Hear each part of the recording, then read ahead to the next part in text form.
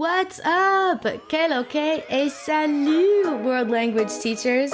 Welcome to the Practical Proficiency Podcast, where we make the transition to proficiency-oriented instruction in your world language class in a way that works for you, your unique context and teaching style, and doesn't sacrifice your well-being along the way. I'm your host, Devin Gunning, the teacher, author, conference host, curriculum creator, and consultant behind La Libre Language Learning. This podcast is for the creative world language teacher like you, who's ready to ditch the overwhelming pressure of switching to acquisition-driven instruction and CI overnight. You're ready to discover how using more target language in class can actually bring you and your students more joy instead of adding to your plate. With practical, authentic, and down-to-earth strategies that don't require reinventing the wheel or more training, we'll work together towards the magic of a community-based, target language-rich classroom rooted in the power of community and comprehensible input. Let's go!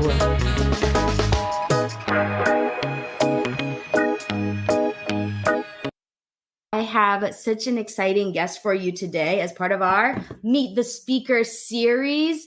Allison, welcome to the stage. I'm so excited for people to get to know you better behind the presentations, because you've got two that you will be sharing with us so generously at Practical and Comprehensible Celebrate this year. Let's get into the good. So Allison Perryman brings over a decade of experience as a passionate Spanish language educator. Her enthusiasm for exploring diversity within world language communities has been an essential part of her personal journey. And we're going to get into some of that today. A graduate of the University of Pennsylvania. Oh, I didn't know that. And later a master's student from Middlebury College. Allison is an advocate for diversity, inclusion, and Afro-Latinidad. She founded the Cultural Classroom, a small edtech business dedicated to helping world language teachers integrate authentic culture in their curriculum. So presenting on similar themes at id service workshops, Google, Guatful, Flavor, the World Language Podcast, the World Language Teacher Summit, keynote speaker at Flengy. Yeah. It's like the ABC soup of world languages. So many good ones. Look at all these accolades. And now presenting at Practical and Comprehensible, Allison is dedicated to sharing her extensive experience with other educators to create a culturally rich and inclusive learning environment. And that's what she's here to do today. Allison, welcome. I'm so excited to get to know more about you and your classroom and share a little bit of the behind the scenes with our attendees. So tell us more about you and your classroom. Oh my goodness. Thank you so much for having me. First off, I am so excited.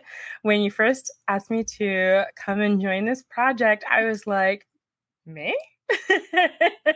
Because I saw so many awesome people come through this conference, and it's just so amazing. So thank you so much for having me join the conference, the experience, the podcast, everything. I'm just so excited to be a part of everything. You're so kind. I'm thrilled to have you be a part of it.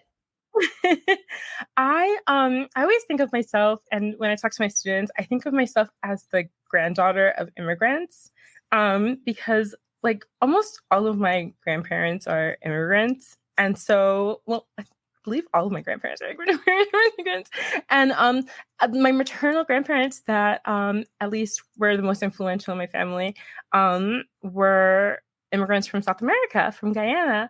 And that always was a big influence in my family and in growing up. And I lived in Brooklyn in a community that was a Spanish-speaking community. And so it was just such an interesting experience growing up because I was from an English-speaking country in South America living in a Spanish-speaking community in an English-speaking country. So it was a very weird experience growing up. A lot of people just started speaking Spanish to me, and it was cool. I loved it. And that's how I grew to love Spanish. And I remember when I was really little, I saw a language tree I think all of us have had that experience where we've all seen a language tree at a young age and we were like, what is this? And I had to learn more about languages. So I'm just a lover of culture and just lover of languages, and that's just my shtick. That's my thing. That's what I love to do. And so that's who I am. And I'm a mommy. And so those are really my identities, is professional and my mommyhood. That's beautiful. What an exciting story to share with your students and with your family too, to have this amazing experience of living in, what would you call that? Such a, is it the salad bowl is the appropriate analogy I guess we're going with now. Yeah, But that's like people use the salad bowl analogy, right? And like they don't use the melting pot anymore. But I still feel that melting pot feeling, because it was like, the neighbors were borrowing things from us and we were borrowing things from them, and everybody was influencing everybody, and every Christmas we make pasteles, and that's a typical Puerto Rican dish. We're not, no one in my family is Puerto Rican. And we're from other places, but not there. And so it's just really beautiful how cross-cultural connections were made in that neighborhood during that time period. And I know we don't use melting pot anymore, but it felt a little melting pot-ish, like a fondue-ish. But yeah, and it's interesting because I was just talking with my aunt this morning, and she didn't learn Spanish from birth, but she did learn Spanish from her friends. And I was talking with her, and she said bien, and I said, "You say it just like a Caribbean person." And she said, "Oh, I just learned it from my friends." And it's just interesting, that cross-cultural connection that was just created. And that's my ultimate passion. That and Afro-Latinidad, those are the things that get me so excited. It's just how Spanish in particular, because that's the language that I studied and that's the language that I researched extensively, in the centuries of its existence, has connected with other languages, whether it's even sign language or it's spoken language or whatever it may be, how it's connected with different languages and cultures. That's such a beautiful vision. And I think too that you're nailing the need that we have kind of as a culture in America right now. Like obviously we've got a lot of things that we're trying to figure out about ourselves every day, especially right now, that we don't have a good way right now to describe that feeling of like, we feel the push and the pull and the beautiful warmth and influence of that melting while still keeping our own identity. Like, it's not that you lose identity when you come in contact with others. It adds this beautiful thing to it. So we're kind of at a loss for how to describe that, but it's the best part of coming into contact with other cultures is that it adds value to who you are while you can still also keep all the beautiful pieces of yourself. Absolutely. And I think that's the sense of interculturality, is that you're exchanging cultural ideas, whether it's both ways or just one way, while you may maintain your own cultural identity. And so that's another reason why this is so important, is because children are able to see themselves in that intercultural exploration. If I put on a video of a K-pop band singing in Spanish, and I have Korean students who are like, I have never in my life seen a Korean person sing in Spanish. And then I have students who love K-pop, and they're like, I have never in my life heard K-pop in Spanish. I have now hit two sections of my population who are now interested, curious, maybe might Google search some more songs and make a playlist. I've had that happen in different situations where they've made playlists and they've become curious and developed a closer connection with the language. Last year, I had at least 10 major or mid cultural projects that we did in class, whether it was salsa dancing in class, the whole class get up, you get 100 if you salsa dance. Everyone scrambles and gets up and we do a video together. But then the video goes into the history of salsa dancing and merengue and different things. And so it's cool because they get a little bit of history. And we also do like an Afro-Latino project. We do different projects in class. And at the end of the year, I asked them, do you feel more connected to the language? And 80% said that they felt more connected to the language and culture after doing the different cultural experiences in class. A student said that they didn't just take a language, they adopted a culture. And I thought that was so beautiful. My heart. That's one of those quotes that like you'll never forget. You'll just never. Yeah. So it was very nice. It was very nice. And that's what I try to do with my resources is that like a taste of Colombia. Now, I've gotten some pushback. Why did you name it a taste? I just named it a taste because it's a smattering of different cultures and, you know, you get a bit of this and a bit of that and a bit of that, okay? It's not to say anything bad about any culture, but a taste of Colombia and a bit of Colombia. And within that actually massive packet is Palenque. And so students learn about one of the first freed slave settlements in the Americas. And they learn that it was actually in Latin America. How beautiful is that? That occurred in Latin America. And, you know, this group, they were able to hold their own and have just become free, even to this day.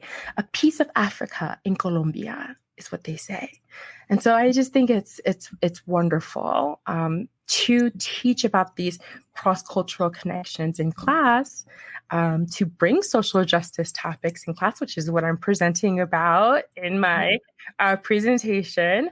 The language learners to global citizens, and I'm bringing in how you can invigorate your students, make them excited, get them into it by using social justice and interculturality to get them just excited about language, because a lot of students aren't excited about language anymore. And that's the one thing that I feel we as language teachers, like that's what we're so in it for. And that can be the hardest part, is that like we're so stoked about language. And the reason we want to be teachers is to share that with other people. And the reason I asked you to be a part of this conference is because you do that so naturally. Like this thing that is really hard for teachers, which is to naturally in an infusion style transmit the beauty of culture, all of the ins and outs and subtleties of interculturality with this focus on inclusion. That is not easy to do, but you have made this happen in your classroom on such a consistent basis that it's really powerful. So tell me a little bit about how you talked about how your students react to this every day, which is amazing. And you said that you do this in project format. So how do they like the projects, and how does that fit in with, I know you're going to talk about this a little more in your presentation, but tell me about how projects fits into this. And the reason I'm asking is because I hear so often that it's hard with a jam-packed curriculum to actually get to the culture you want to do. So I'm so interested to hear on like what your culture units look like. Sure. Thank you for asking, because that is actually one of the biggest points of feedback that I get is how do I put this in the curriculum? And so this is what I say. This is what I say. It takes a little bit of planning. So each quarter or each semester, I will plan one major activity, and the students know this. And so they're excited. They want to know, what is the project that's going to come up next semester or next quarter, because they know that there's going to be something. I've told them at the beginning of the year that there are going to be the cadences X, Y, and Z, depending on the level or the grade. And so I will give them a lot of autonomy with the projects. So I have one that's an Afro-Latino heritage project. And I have a list, I should say a proprietary list, but it's not. I have a list of like 60 Afro-Latinos that I personally researched, every single one, to make sure that they were, classroom friendly. I wanted to put Cardi B on that list so badly. I wanted to put her on there so badly. Okay, I love her, but I can't have a student come up in front of the class talking about, different things. So also, like, your middle school is different. Like, you could get away with it in high school. Yeah, maybe in high school that would be totally cool. And that's the fun thing about that. That project is totally editable, so you can put whoever you want on that project. Yeah. But I give you a base of about 60 people, and I started that list freehand, just typing, and I put a whole bunch of people on there. And I realized that they were all musicians and athletes. And I said, oh my gosh, this is my personal bias. And I stopped and I made categories. And I said, you have to fill each category with at least 10 people. Or, whatever number I came up with. So anyway, the students have a certain number of flexibility, a certain amount of flexibility. They have to pick one person. They cannot repeat. So each student has this one person, and they're going to write an essay about this person, and then they're going to make a presentation to present in class. So depending on your schedule, this is a very flexible project, right?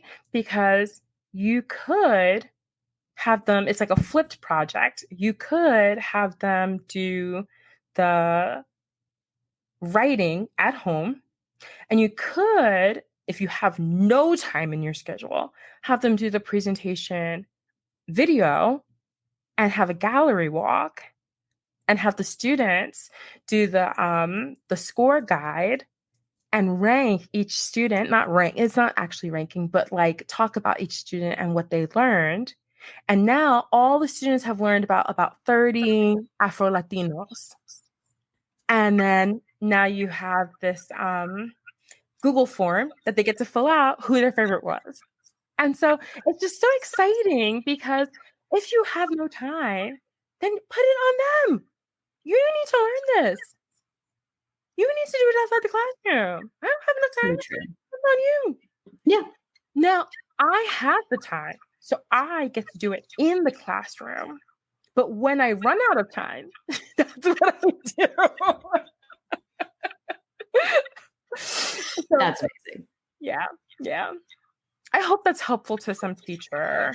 It is, because what you did there was gave us like there's like the overall tips, but you gave us a really nice specific walkthrough of how it works for you. And I find like the practical person in me is like, that's what I want. I want to know how you do it so that I can kind of do it my way. Like that's perfect. Yeah. And I think where you gotta flip it. Go ahead. No. I was going to say each teacher is different and they have different needs.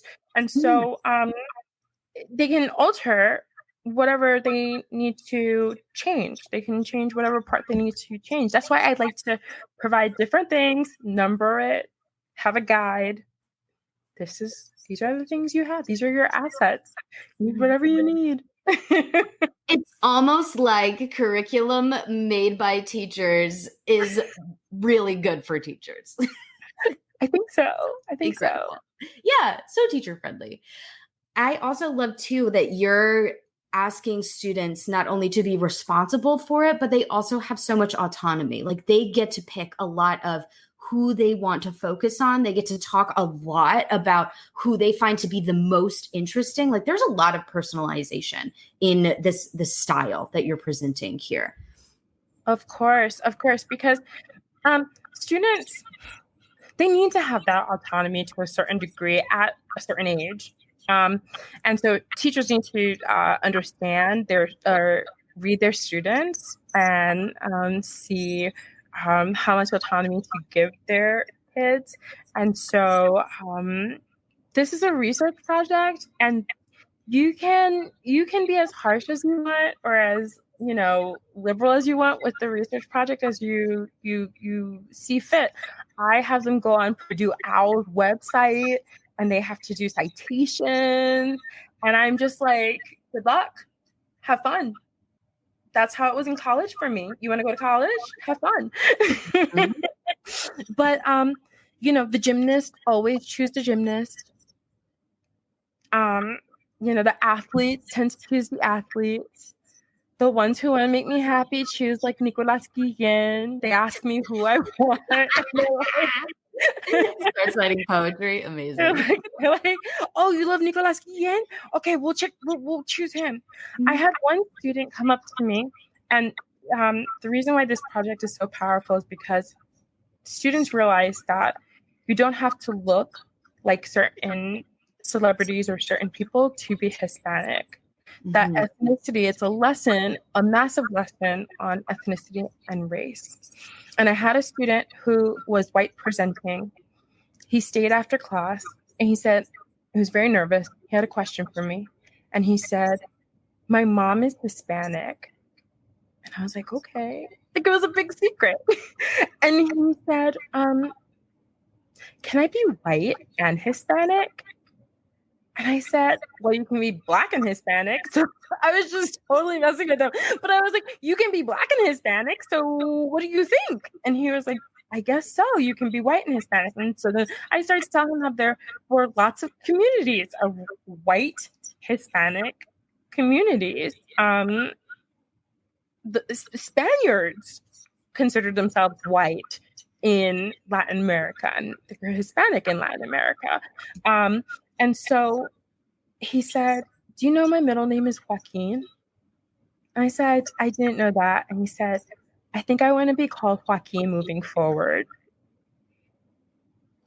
So from that day to the end of the school year, everyone called him Joaquin.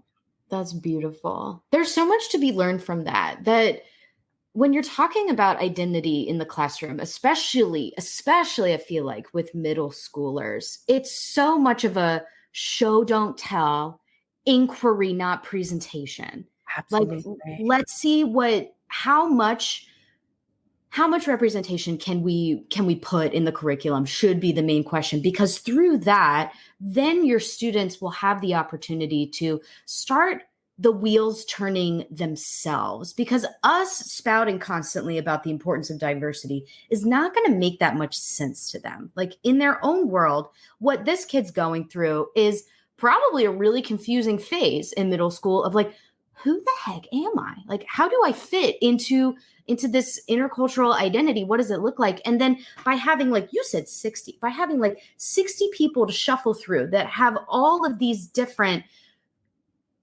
everything, exactly like you said, like maybe white presenting, maybe all different hair textures, colors, styles, everything, like Afro-Asian Cuban, like, Wilfredo Lam, he's a painter from Cuba whose one of his parents is Chinese and the other one is Afro-Cuban. And so a lot of my Asian kids pick him up because they're like, this is so cool.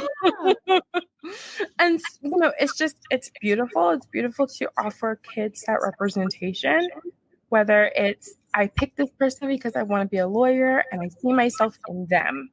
I also feel that a lot of students, and this, I don't know if this may sound harsh, but I don't feel that a lot of students identify first with someone who's Afro-descendiente.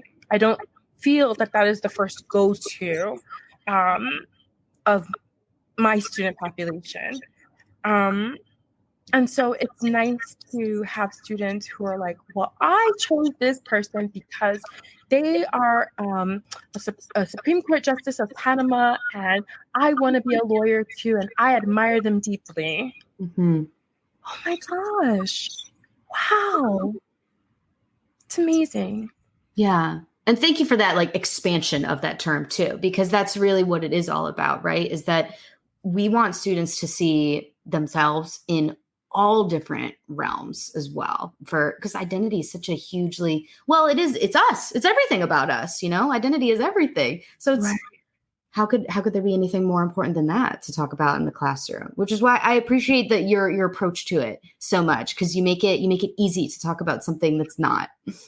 It is. It can be kind of awkward, but I think that it's just important. It's important to acknowledge and to, what should I say? To acknowledge and to care for each other's identities. Oh, yeah. Well said.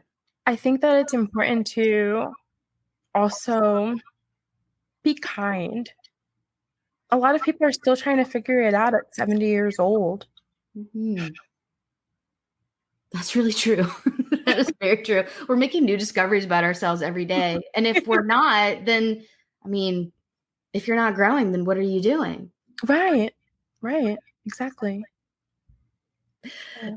This is so cool. It's so nice to like see a window inside of your beautiful mind, the way that it works and how your classroom happens. And I'm sure you're so excited to hear more about everything that you are talking about at this year's conference, because they got to see like this nice little window into all of your thought process. This is really, really cool.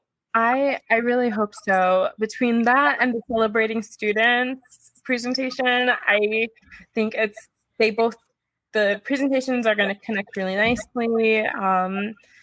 I hope that this all kind of showed a little bit of how I think and and everything. And yeah, I always tell my mother, like, I love culture. I remember when I was young, and I don't know if I recorded this in one of the videos, but I was in middle school, and I was in Spanish class, and we had moved because I was in high school. We had moved because she had gotten remarried, but we moved to a completely different demographic. And so the teacher was no sazon, like nothing, no seasoning, nothing in that classroom. It was just potato salad with raisins. And so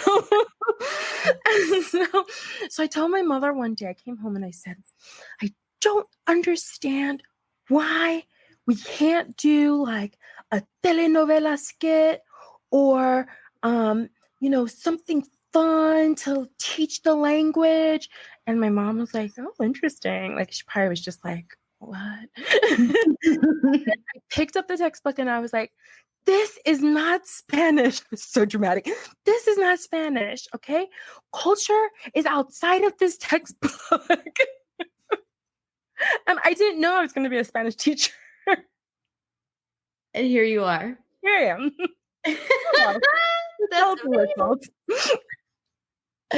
Oh, that is so good. I remember having a similar moment too when I was in college studying French as a major. And I was so frustrated on how, I'm sure you experienced this too as a Spanish major, of like, why are we doing so much lit? This is ridiculous. I'm not an English major. I love to read, but like, I'm here for the music. I'm here for the talking. What the hell is this? Like, if I have to read any more Baudelaire, sad poetry about how it's raining, I'm like, je m'en fous. I don't care. I don't want any more of it. And that was the moment where I was like, I'm so ready to dive into like La Francophonie. I'm so excited to actually bring like what French people talk about, because there were a bunch of like native French speakers in my class who took it so that they would get like an easy A, like that's what, I'm here. I was recruited for tennis, but I'm going to take this class because it's easy. Yeah. Like there was a lot of that. So oh my God. That was the moment where I knew, like, it's teacher time. I'm gonna shake this up. I feel like you're doing the exact same thing, like your 8th grade self, like shaking that textbook. I know. I'm using this kind of as like my testing ground. But we need it because you bringing that up, I'm thinking to myself how culturally literature, because I wouldn't really say that about Spanish. I kind of like Spanish literature. And so, but culturally, the themes are different depending on who is considered part of the canon. And so, yeah, right? Who are we considering as part of the canon? Because if we're reading literature from Haiti, and so what is considered the canon there? And so it's just kind of interesting. Like, it's very interesting, but a college is not really going to, unless you're doing like Caribbean studies or something. Like, Yeah. and that's really rare. I did it. That's why I was so frustrated. I did Latin American Caribbean studies, and I was like, what is this? Like, there's more than 18th century French. Like, what's going on here? Yeah. Yeah, my wheels just started turning. I was just like, what's considered as part of the canon? Yeah. Yeah, no, it's a big problem with, like, my French teachers know what's up. It's like, we have to constantly be like, French class is more than France. Like, that's my motto. That's the mission. That's the thing. Oh my gosh. But yeah, you and I are kindred spirits on that front. I did study French for a few years, but it's not as good as my Spanish, unfortunately. Well, it's one of those things where it's beautiful to have, but I would say too that it's mastery is a very valuable thing to have. Like, don't undervalue that. Like, the focusing in on one thing really allows you to get really good at a language, where I'm like, I can travel in both languages and I can teach both languages, which is beautiful. But there's also like a ceiling that I'm definitely having trouble getting over. So it's great to have the focus. Mastery of French is important. I had someone say to me, and I my French was amazing at that time, and they were like, do not speak my language. You cannot speak my language. And I was just like, you can't speak my language either. Yeah. It was just so rude, that it made me think that. And I was like, my French is the bomb right now. I was in France. And I was living my little, whatever, something in Paris, dreams, And so, but yeah, I found that French is way less forgiving than Spanish. Parisians are. You go to other regions and they're so excited. But yeah, Parisians in particular. Yeah, I mean, they're New Yorkers. They're the New Yorkers of the world. Got it. Makes sense. Yeah. They're so over being the number one tourist destination. They're so over it.